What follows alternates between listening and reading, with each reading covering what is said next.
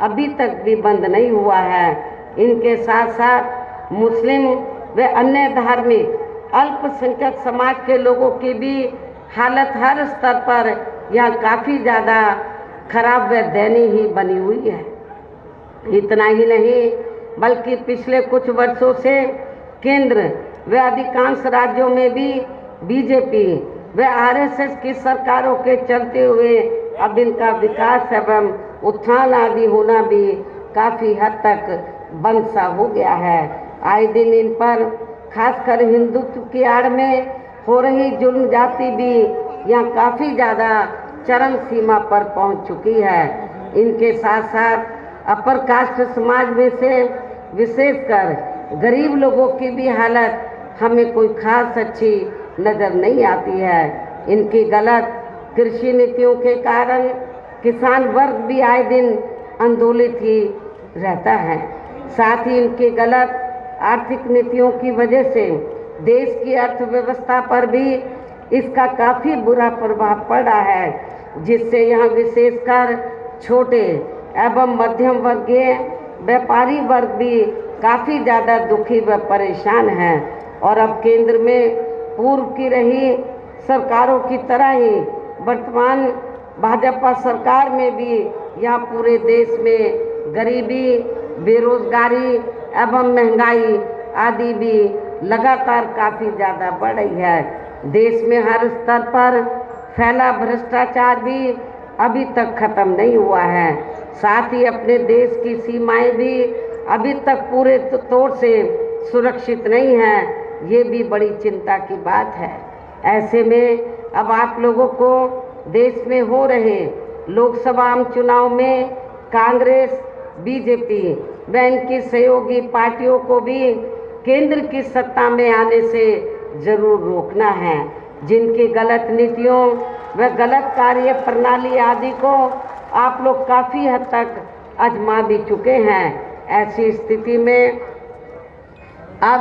स्थिति में अब ये विरोधी पार्टियां इस चुनाव में भी किस्म किस्म के साम दाम दंड भेद आदि अनेकों हथकंडे इस्तेमाल करके केंद्र की सत्ता में आने की भी पूरी कोशिश में लगी हैं।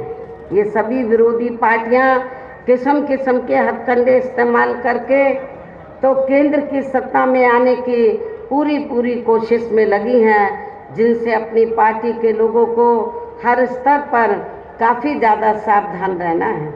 और इस मामले में विरोधी पार्टियां अपने अपने पक्ष में हवा बनाने के लिए खासकर मीडिया, ओपिनियन पोल व सर्वे आदि का जो बड़े पैमाने पर इस्तेमाल कर रही हैं, तो उनसे भी अपनी पार्टी के लोगों को बिल्कुल भी गुमराह नहीं होना है। इसके साथ ही विरोधी पार्टियों के विभिन्न रूपों में जारी किए गए इनके हवाई व प्रलोभन भरे चुनावी घोषणा पत्रों एवं वायदों आदि के बहकावे में भी अपनी पार्टी के लोगों को कतई नहीं आना है, जिन्हें ये पार्टियां चुनाव खत्म होने के बाद ज़्यादातर अमल में नहीं लाती हैं। और अब जिन पर से देश की जनता का अधिकांश विश्वास ही उठ गया है, यही खास वजह है कि हमारी पार्टी किसी भी चुनाव में अपनी पार्टी का कोई भी चुनावी घोषणा पत्र आदि जारी नहीं करती है। वैसे भी हमारी पार्टी किसी भी मामले में कहने में बहुत कम बल्कि कार्य करके दिखाने में ही ज़्यादा विश्वास रखती है। और इस बात का सबसे बड़ा सबूत ये है कि उत्तर प्रदेश में 4 बार हमारी पार्टी के नेतृत्व में रही सरकार ने चुनाव में अपनी पार्टी के बिना कोई जारी किए गए चुनावी घोषणा पत्र के ही प्रदेश व आम जनहित में काफ़ी कुछ ऐतिहासिक कार्य करके दिखाए हैं, जिनके अब देश में अधिकांश पार्टियों की सरकारें काफ़ी नकल भी कर रही हैं। जबकि इस मामले में हमारी पार्टी का ये कहना है कि यदि इन पार्टियों के स्थान पर केंद्र में हमें अपनी पार्टी की सरकार बनाने का मौका मिलता है तो फिर हमारी पार्टी की बनी सरकार केंद्र में जहां अब तक की रही सभी विरोधी पार्टियों की सरकारों की तरह यहाँ केवल हवाई व कागजी कार्य आदि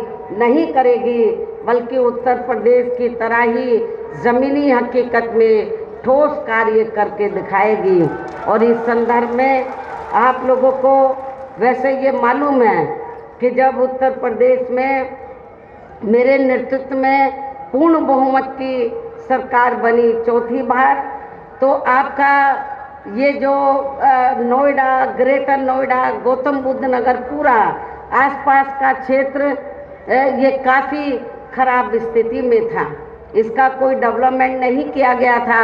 लेकिन जब मेरी सरकार बनी, हमने इस क्षेत्र को पूरा विकसित किया।